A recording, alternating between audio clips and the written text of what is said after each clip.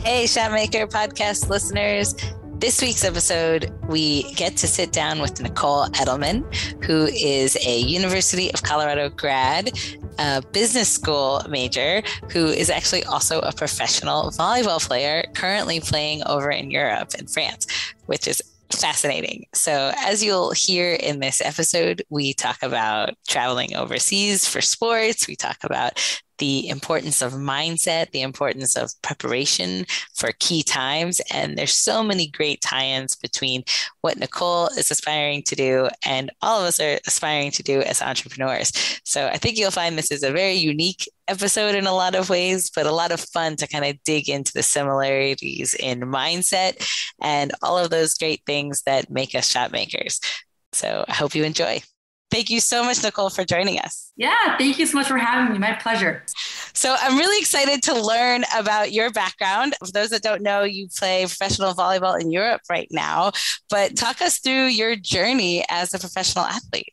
Yeah, gosh, I guess I might as well get started at the beginning. I grew up in Boulder, Colorado, and from the get-go, I was kind of just doing every sport you could possibly think of. So I went from gymnastics to soccer to basketball. And then when I got started with volleyball, I was about 11 and then I never really stopped from there. So yeah, it took me all over the world. I continued on through high school and then I got my degree at the University of Colorado. I did a double business degree with finance and operations. So thanks to volleyball, I got a scholarship, got all that taken care of. And then I had the tough decision of whether I wanted to pursue the whole business side of my interests or to start a professional career. And so I started my professional career after college and never stopped. So I just finished my 6th season over here in Europe and yeah, I've played 4 countries, been exposed to lots of cultures, languages, and a lot of hours on an airplane. So Oh, I bet. But what is it like to play professional volleyball? What is that like? The difference between professional and maybe, college or growing up? Sure. Yeah, it's a blast. It definitely, you get exposed to so many different cultures and so many just different people, really. Like, I think even this last season, we had 12 girls on our team. And everyone is a professional player, so everyone's getting paid for what they do. So we don't have anyone that's like studying or doing both. And yeah, I think we had maybe 9 different countries. So it's kind of a cool experience because you kind of come together and you have all these goals and objectives for the season. And that's like your team for the year. And you work your butt off as hard as you can mentally, physically, give it everything you have and push yourself, compete every weekend or twice a week sometimes. And so, yeah, we try to meet those objectives from August through April or May sometimes, depending on playoffs. And then everyone, depending on the season, packs their bags and sometimes you stay for another season and sometimes you mix it up. So yeah, it's been a great experience, but definitely a whirlwind for sure too. Oh, I bet. And I think so. A lot of our listeners are business owners, but a lot in the hospitality space. So teamwork is a big deal to restaurant owners. So what have you learned, I guess, makes a successful team, especially I think similar to restaurants, right? Coming from all different backgrounds, coming from different countries in a lot of cases. So what are some of the things you could say to building a successful team? Yeah, I would say like the most important thing is communication. And so once again, when you have, in this case, like a women's volleyball team where you're coming from all over the world, even if it's Americans, you're coming from different states, you don't know anyone, just the teams that I've played on that have had the most success are the ones that can communicate openly. So sometimes you have those tough conversations, like say if we are going through like a losing streak or things just aren't working in practice, they're not clicking. You have to have those conversations. And so it never has to be from a place of like, oh, this is like a personal attack on someone or any of that. But it's like, hey, we need to be able to communicate effectively and openly to make the team better and to get the results that we want. And so I think that carries over a lot in business in that sense, because there's rough patches all around. It doesn't really matter what industry you're in, what business you're in, what you're doing. There's always those rough patches per se. And so I think that's really what I've learned. It's kind of put me like in the huge learning curve with how to communicate effectively, especially with people that maybe I didn't know one single thing about where they were from, or maybe it's English as their second language or anything like that. And so it's really figuring out, it's like, hey, I'm here to support you. We want the same thing. How can we meet that goal? And so I would say that communication piece has been huge for me. And so it's always a learning process. Yes. But I'm really grateful for all the experiences that volleyball's given me with that. Yeah. And it's so true. Because I think the other thing that a lot of times in business we forget, but we know a lot in sports, is goal setting. Right. That like in sports, you have to have a goal or like you're just going to lose. I know in golf, if you don't have like a goal in mind, it's not good. I'm sure the same is true for volleyball. But in business, I think sometimes we get so wrapped up with day to day that we forget about the moving forward or the getting better piece. Like, what were some of the things that you could say help, share goals on a team? Because I think that's so important, even for business owners, to remind themselves that everybody on your team really needs to know the goal or the objective in order to be successful. Definitely. Yeah, I'll just give an example. Like for this last season, we had a team meeting. And so we had like each athlete had their own like mental goals and objectives and physical goals. And then we also had team objectives. And so we broke up our season into, you can say it's almost like in quarters.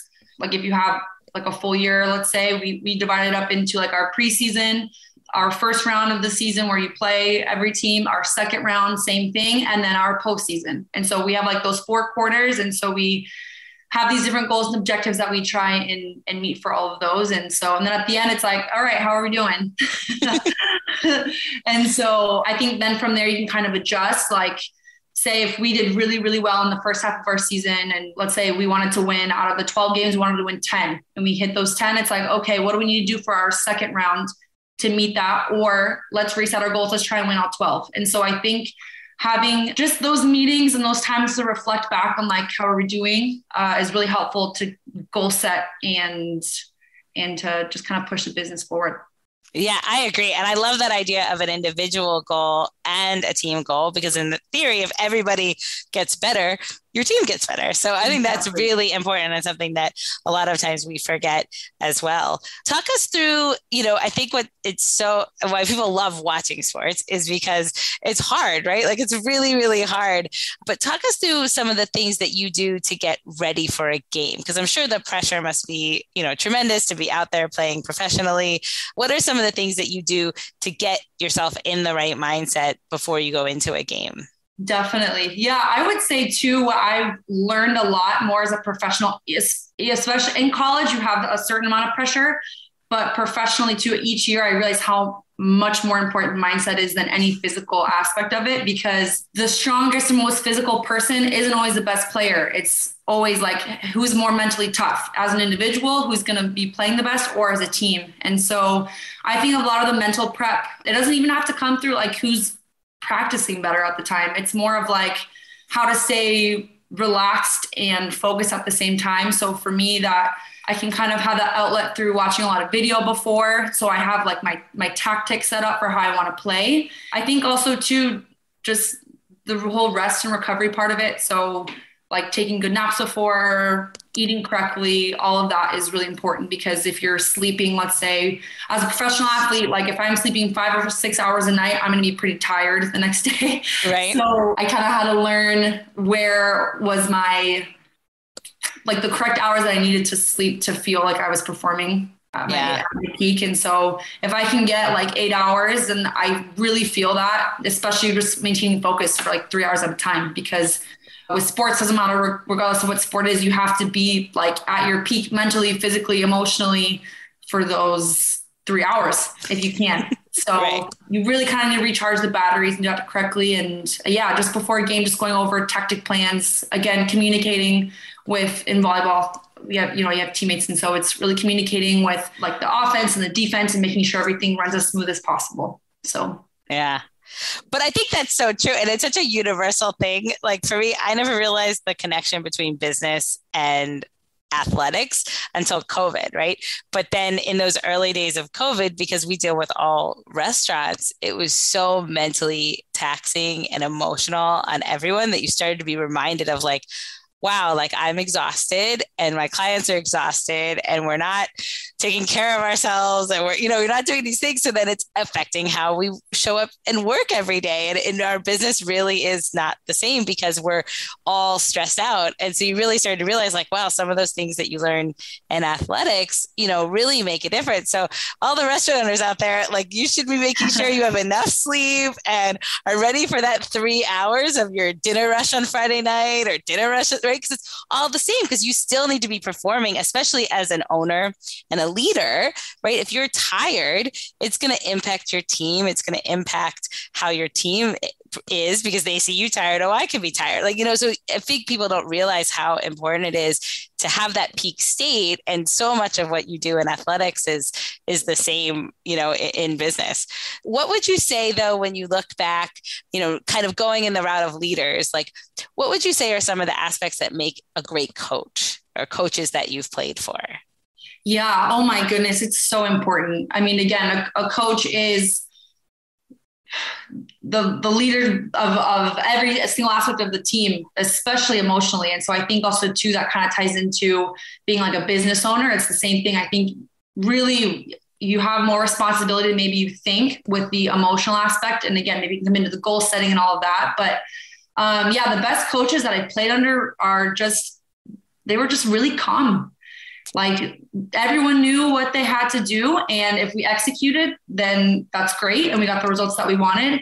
And if things didn't go the way that we wanted, it was never like an explosive response. So I think the more level-headed that a coach can be, the team really just ran better that way. And again, it ties back all into the communication and all that piece. And so, I think just with business too, is the more that you can communicate effectively and really just be calm through the tough times and keep everyone on the same page, the better it can be for everybody.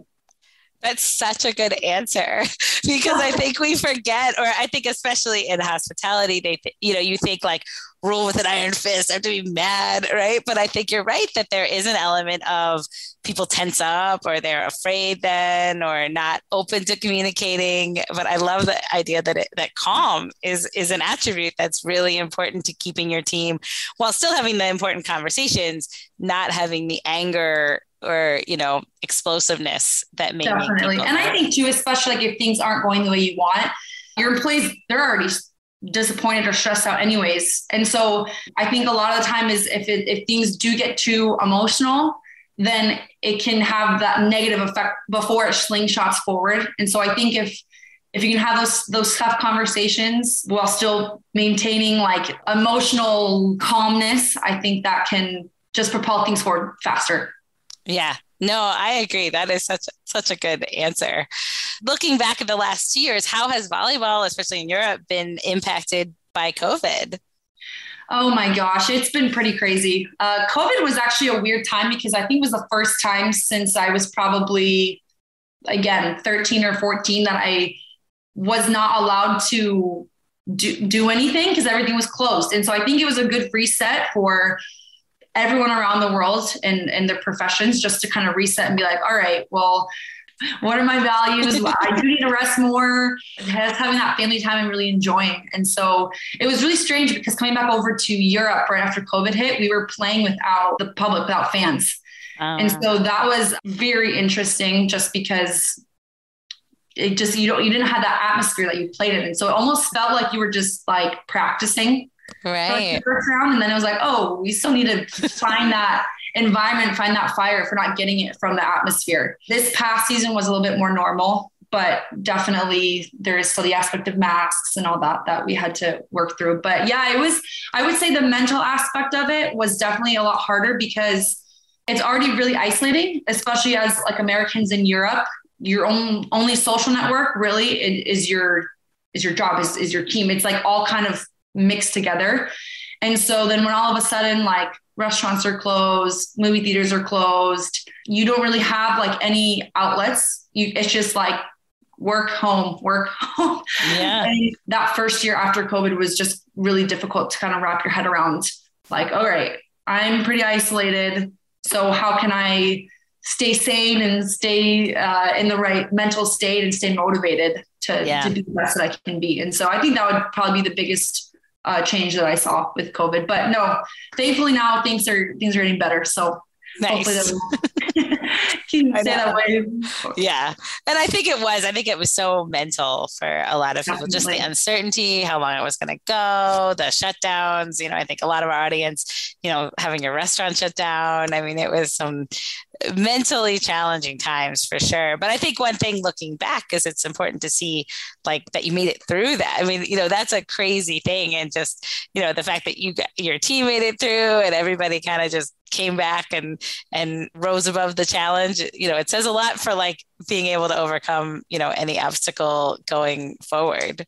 Yeah, definitely. And I think too, is you don't realize the things that you took for granted before COVID. And so I think it was just another kind of a reset with all of that. It's like, all right, this is good stuff. Like this is a privilege. And so it's kind of having that other perspective too, and just being really grateful about everything moving forward when things are good. Yeah, I agree. And I think even the team, right? I think a lot of restaurant owners, it was such a time to reset and like appreciate your team because, definitely. The idea that they almost went away, it's like, oh no, I really love my management team. I want them to stay. I don't want them to go away, and until you go through that, you never really realize how important those roles are. So I agree. There's a lot of like good lessons there and things to be thankful for.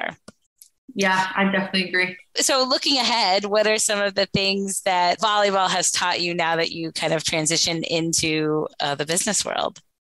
Yeah. Oh gosh, there's so many things. I would say probably one thing that I really learned is like how to push myself, because there's so many different aspects to, in this case, like being a professional athlete in volleyball, where it's like, all right, I have to be at my 100% physically. Okay. So I need to be eating correctly, sleeping correctly, doing weights as much as I need to be pushing and all that. And then there's the whole tactical aspect, the whole mental aspect. And so I think I don't really realize how taxing it is until the season's done, where I can breathe for a little bit. And then I'm like, oh my gosh, I was really pushing into high gear there.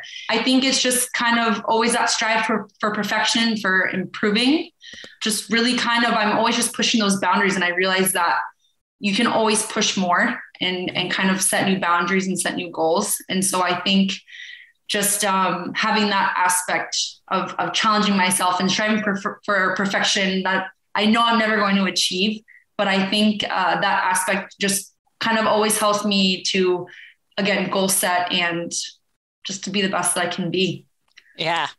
Which is great. And that's where I think so many times as business owners, it's like, oh, I'm new at this, or I don't know what I'm doing, or, we can be so hard on ourselves.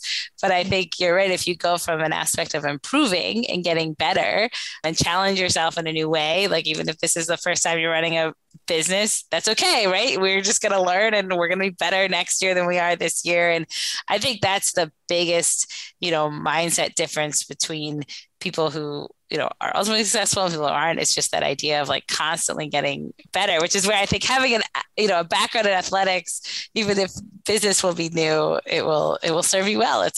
Those are great lessons. Yeah. I think along with that too, just kind of touching off of what you mentioned, is like not being afraid to make mistakes is so huge. If you do get too wrapped up in like, oh my gosh, I made a mistake, I can't do this, and you kind of get paralyzed, like it doesn't help yourself. It doesn't help your team or your bit. Like it kind of just freezes everything. And so I think like the more carefree that you can be with mistakes while still like owning up to them, but just kind of maintaining your confidence through those mistakes can be really helpful. And again, that's still a learning curve for me, because no one likes messing up, but it's part of life. So I think that is something. And the thing with sports too is like, you make a mistake in front of thousands, millions of people sometimes, depending on your sport. Right. And so I think you really have to be okay with like going after it. And if you do make a mistake, that's okay. Everyone's going to do it, but just kind of moving on fast from that is a big takeaway. And again, it's always a learning experience and it's a learning curve, but I think that's something that if you can grasp that as quickly as possible, it can help with any aspects of life. No, those are such good life lessons. Thank you so much for joining us today. We really appreciate it. I think these were awesome, tips and so universal to what everyone I think is dealing with right now. But we really appreciate your time. So thank you. Yeah, thank you so much for having me. It was a blast. Thanks so much. And do you have any social media where people can follow you or? Yeah, all my accounts are just Nicole Edelman straight through. And so I post sports stuff, business stuff when I have some time. So. Oh, that's awesome. So we will definitely follow because it's always cool to say we talk to a professional athlete. So thank you so much for your time. Thank you. I appreciate it.